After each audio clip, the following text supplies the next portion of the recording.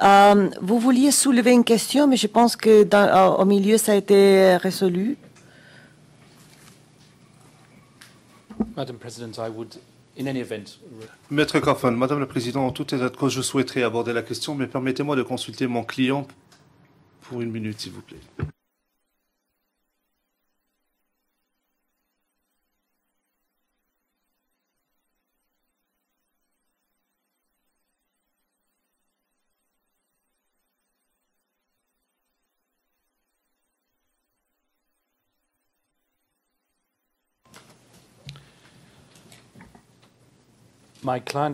Mon client estime que la question a été réglée après avoir lu le message qui a été passé, mais je ne souhaite pas que M. McDonald pense qu'il y a quelque chose de secret. Je vois qu'il est occupé pour l'instant, mais si vous me permettez, à huis clos partiel, je pourrais lui expliquer ce qui se passe de façon à ce qu'il sache exactement. À huis clos partiel, comme ça, il n'y aura plus de mystère.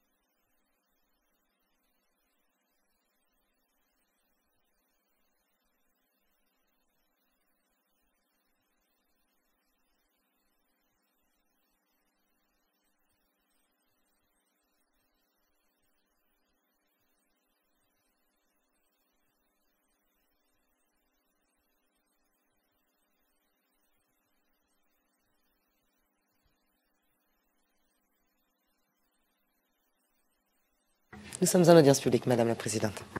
Alors, Maître Kaufmann, nous devons faire la pause à 11 heures. Est-ce que vous préférez commencer maintenant? Ou sinon, peut-être on peut commencer à faire la pause maintenant et on revient dans une demi-heure. Peut-être ça serait mieux.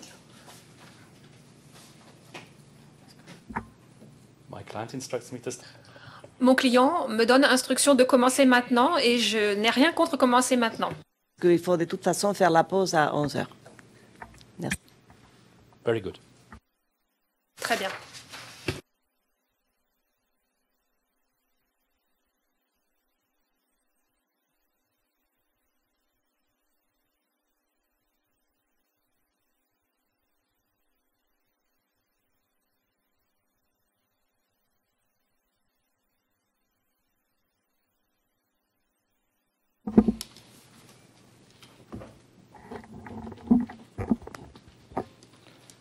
Madame le Président, Mesdames les juges, je vais vous ramener, si vous me le permettez, au 14 décembre 2010, à l'hôtel du Golfe à Abidjan. Le bar à cocktail était à sec, le service d'étage n'était plus assuré et les derniers courageux touristes étaient partis. Et pourtant, dans ce contexte assez sordide, des bouchons de champagne sautaient. Monsieur Alassane Ouattara, Monsieur Guillaume Soro et un groupe d'acolytes célébraient non pas une victoire claire, comme l'a dit Madame Bensouda, mais une victoire électorale dont certains diront qu'elle était très contestée et dont en tout cas on peut dire qu'elle était très douteuse. Ensuite, lorsque la fête s'est arrêtée, M. Ouattara a pris un papier, un crayon et a commencé à gérer les affaires de l'État. Et l'une des premières choses qu'il a faites était d'écrire une lettre. Le 14 décembre, il a écrit une lettre à l'ancien procureur général de la Cour pénale internationale, M. Luis Moreno Ocampo. Dans cette lettre, M. Ouattara a rappelé à l'ancien procureur la déclaration au titre de l'article 12.3 que son rival et ennemi juré, M. Laurent Gbagbo, avait fait 7 ans plus tôt. Il n'a pas fait cette déclaration, à mon avis, simplement pour un objectif purement altruiste, non pas pour les victimes et certainement pas dans l'objectif de la justice. Je dirais que c'est simplement une tradition qui est maintenant bien ancrée, celle du renvoi par les États africains. Il l'a fait simplement afin de se débarrasser d'un rival politique. Ce n'est pas surprenant non plus que l'ancien procureur, qui est un adepte de l'autopromotion, ce n'est pas une surprise, une semaine plus tard, il est sorti un petit communiqué de presse. Et ça n'est pas surprenant non plus que ce soit le contenu de ce communiqué de presse qui a contaminé le cours de toute l'enquête en l'espèce. Permettez que je cite ce communiqué de presse. Tout d'abord, que les choses soient bien claires, a dit M. Ocampo. Je n'ai pas encore ouvert d'enquête, mais si des crimes graves relevant de ma compétence sont commis, je le ferai. Par exemple, si, à la suite des discours de M. Charles Blé Goudet, il y a de la violence de masse, il sera poursuivi. Fin de citation. Donc, ces commentaires était quelque chose d'assez rare, de tout à fait rare, inédit. Même pour Monsieur Ocampo, mes collègues d'en face vont dire à quel point il était sage, à quel point il avait la capacité à prédire l'avenir. Moi, ce que j'ai dit, c'est exactement l'inverse.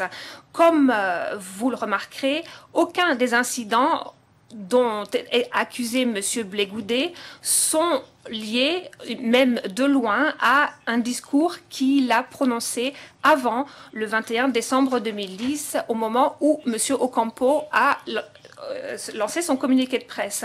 Cela confirme mes doutes que M. Ocampo a ciblé M. Blé Goudet bien avant les faits pertinents en l'espèce ne se soient matérialisés. Bien entendu, je n'aurais pas imaginé qu'un procureur procède de la façon. Le type de procureur dont j'ai l'habitude aurait dit au monde que si des crimes graves étaient commis en Côte d'Ivoire, il chercherait à diligenter une enquête afin d'établir clairement les responsabilités. Il ne dirait pas verbatim « j'ai décidé que Charles Blé Goudet est une menace pour la société, donc je vais lui envoyer un avertissement bien senti avant de le poursuivre ». Alors, pourquoi M. Blé Goudet a-t-il été ciblé? Eh bien, regardons les choses en face. M. Blé Goudet était un phénomène. En fait, sa personnalité publique hors norme, une image créée par les médias, le précédait. Il était doté d'un charisme, d'éloquence, il plaisait aux gens et il avait le respect de toute une génération de la jeunesse ivoirienne. Sa loyauté à Laurent Gbagbo est de notoriété publique, ainsi que son dévouement à la population de Côte d'Ivoire. Mais l'accusation confond fierté et arrogance, le patriotisme et le chauvinisme et l'amour de son pays pour la haine et la haine contre les étrangers. Au cours des jours à venir, vous allez entendre l'accusation se contorsionner dans tous les sens pour vous convaincre que certains des discours prononcés par M. Blé Goudet avaient pour but de promouvoir la violence ou révélaient un plan commun criminel. Ils vont extrapoler des expressions les plus anodines et vous dire qu'il s'agit d'une intention délictueuse. Un exemple. Il n'y a rien en face, c'est maïs. Alors, Blé Goudet a-t-il inventé cette expression? Non, absolument pas. Que cela signifie-t-elle? Eh bien, on l'entend, par exemple, dans les stades locaux à Abidjan. Et en fait, c'est beaucoup plus poli que les injures qu'on entend, par exemple, lorsque Chelsea, Spurs ou Arsenal jouent le samedi après-midi. C'est simplement une façon d'exprimer sa confiance face à l'opposition. Et alors, si elle a été adoptée en masse par les partisans de Laurent Gbagbo, l'ont adoptée, qu'est-ce que ça veut dire? Quelle vraie campagne politique n'a pas un slogan qui se retient bien? Je ne vais pas nier que M. Blé Goudet a joué un rôle central dans la campagne pour la réélection de Laurent Gbagbo. Je ne nie pas non plus qu'il s'est battu devant l'opinion publique et qu'il a contesté les élections. Je ne vais pas nier que M. Blé Goudé a utilisé la sympathie dont il bénéficiait ainsi que son charisme de façon à obtenir le résultat qu'il voulait. Je ne nie pas non plus qu'il a mobilisé la jeunesse au cours de grands rassemblements qui ont été organisés tout au long de la crise. Mais il y a toutefois une grande différence entre l'activisme public et une conduite pénalement répréhensible. Si M. Blé Goudé avait une véritable intention délictueuse, ce qui n'était pas le cas, il ne dirait pas en public, sachant pertinemment que tous les mots qu'il prononçait étaient diffusés à la télévision, étaient diffusés sur Internet et étaient enregistrés pour la postérité, aussi bien pour les historiens de Côte d'Ivoire et pour les collègues de Mme Bensouda. En fait, l'accusation, d'après moi, n'a pas une position tout à fait cohérente sur ce sujet. Par exemple, il y a un endroit dans le document de notification des charges, le paragraphe 262. D'après ce paragraphe, il semblerait que l'accusation avance que M. Blé Goudé parlait en code lorsqu'il s'adressait au public général, de façon à cacher son intention délictueuse. Mais ailleurs, l'accusation dit que les incitations à la violence étaient explicites. Donc, une chose, par contre, qu'on peut dire au sujet de M. Blé Goudé, c'est qu'il dit ce qu'il pense. Il est très direct et parle même de manière presque agressive. Mais même si son ton de voix est contraire à l'idée de la politesse que se font les Européens et contraire aux sensibilités européennes, cela ne fait pas de lui un criminel. Même si le contenu de ses discours peut être interprété comme étant xénophobe, alors que ce n'est absolument pas le cas, cela n'a rien d'illégal et n'est pas un encouragement explicite à commettre un délit pénal.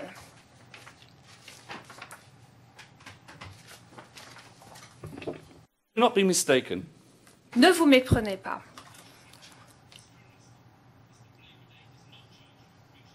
Monsieur Blé Goudé n'est pas accusé d'avoir prêché la haine raciste. Ce n'est pas un délit en droit international, en droit pénal international. Il est accusé d'avoir commis des crimes contre l'humanité dirigés contre les partisans de M. Ouattara, une catégorie vague de la population civile qui comprend toutes les religions, les origines et la croyance. Parce que l'accusation cherche à dépeindre M. Blé Goudé comme un islamophobe qui incendie les mosquées, tel que cela est dit dans le document de notification des charges. Elle a inventé un concept un peu bizarre, ce qu'elle appelle le partisan perçu de M. Ouattara. Mais perçu par qui? Dans l'esprit de qui? Certainement pas dans l'esprit de mon client, parce que nous allons prouver, et comme les preuves de l'accusation elle-même le montrent, les amis de M. Blé Goudé et ses alliés politiques étaient du Nord et étaient musulmans. Certains dirigeants connus de ce que l'on a appelé la galaxie patriotique étaient du Nord et étaient musulmans. Alors, comment définir ce partisan perçu de Ouattara? Ben, la réponse est très claire. Il est défini par ces caractéristiques que l'accusation pense qu'un partisan de Ouattara possédait ou ce qu'elle souhaiterait qu'il possède, de façon à ce qu'elle puisse accuser quelqu'un du délit de haine religieuse. Mais la crise ivoirienne n'est pas une crise religieuse et il est regrettable que l'accusation cherche à introduire cette notion dans les annales de l'histoire ivoirienne. Ne vous prenez pas. Le procureur, si le procureur avait pensé qu'elle avait les preuves pour avancer que M. Blé Goudé avait ciblé les musulmans, elle l'aurait accusé d'une attaque contre la population musulmane. En droit, elle a la possibilité de le faire. Elle ne l'a pas fait parce qu'elle sait que M. Blé Goudé est totalement innocent d'une accusation aussi grave. Revenons à la liberté d'expression. Mesdames les juges n'ont pas besoin qu'on leur rappelle qu'il s'agit d'un droit les plus fondamentaux et une caractéristique caractéristique essentielle d'une société démocratique. Appeler au retrait des forces d'occupation et de l'ONUCI, appeler la population à empêcher le passage des chars et de véhicules blindés de troupes, former des chaînes humaines autour de bataillons, ne s'agit-il pas là des outils de contestation légitime de la société civile, a fortiori en temps de conflit et de changement de régime? Si cela n'était pas le cas, pourquoi le monde a-t-il applaudi aussi vigoureusement lorsque les étudiants de Tunisie et d'Égypte se sont soulevés au cours de ce qu'on a appelé le printemps arabe? Quel est le but de la liberté de parole, la liberté d'expression, s'il n'y a personne qui est assez courageux pour l'exercer? Et quel est l'intérêt de la liberté d'expression s'il n'y a pas des gens comme M. Blé-Goudé qui sont prêts à leurs propres dépens à faire passer un message? Et en ce qui concerne la liberté de rassemblement, si on ne peut pas se rassembler avec d'autres personnes pour partager vos opinions, quel est l'intérêt de cette liberté? Donc si vous voulez trouver quelque chose à reprocher à M. Blé-Goudé, n'hésitez pas, mesdames les juges, à le faire, mais pour les bonnes raisons. Reprochez-lui non pas d'avoir mobilisé les jeunes pour qu'ils soient actifs de manière civile, ne lui reprochez pas d'avoir poussé les autres à exercer leurs droits normaux. Ne lui reprochez pas d'avoir dérangé ceux qui avaient des intérêts néocolonialistes sur un pays africain, un super pays africain.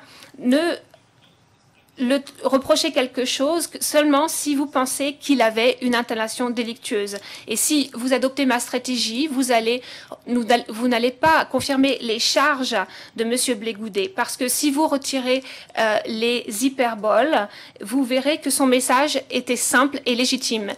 Laurent Gbagbo était le véritable vainqueur des élections et les tentatives violentes de le faire partir devaient faire face à une résistance légale et pacifique. Madame le Président, Mesdames les juges, l'accusation ne sait tout simplement pas comment cataloguer M. Blé-Goudé. Elle sévit avec toute sa force en retenant toutes sortes de modes de responsabilité contre lui. D'après le document de notification des charges, M. Blé-Goudé était l'architecte, l'instigateur, le promoteur, le complice et même le contributeur après le fait. Bien entendu, le procureur dira que la jurisprudence de la Cour l'autorise à retenir des charges de manière subsidiaire, des modes de responsabilité concomitants. Elle aurait raison de le dire. Mais là n'est pas la question. En ce qui me concerne, les juges ont néanmoins la prérogative au final. Mais lorsque l'accusation adopte une telle stratégie de poursuite, qui, à mon avis, ceci, à mon avis, révèle une faiblesse de sa propre cause. Elle révèle une poursuite floue, qui est peu précise. C'est tout simplement une politique qui consiste à salir la réputation de l'accusé. Sinon, pourquoi est-ce que le procureur a consacré beaucoup de temps à l'élaboration ou à la détermination des antécédents de M. Blé-Goudé et de ses activités politiques entre 2002 et 2010 dans son document de notification de charges, document qui contient 240 pages et 2000 notes de bas de page. Comportement systématique, l'accusation vous dira. Fait similaire, preuve d'intention criminelle, elle pourrait dire aussi. Mais pourquoi est-ce que M. Blé-Goudé est traduit en justice au juste? Pour ce qu'il a fait par le passé? Pour ce qu'il aurait fait entre le 28 novembre 2010 et le 11 avril 2011? Les demi-heures de pause et on revient à 11h30. La session est... All rise, veuillez vous lever.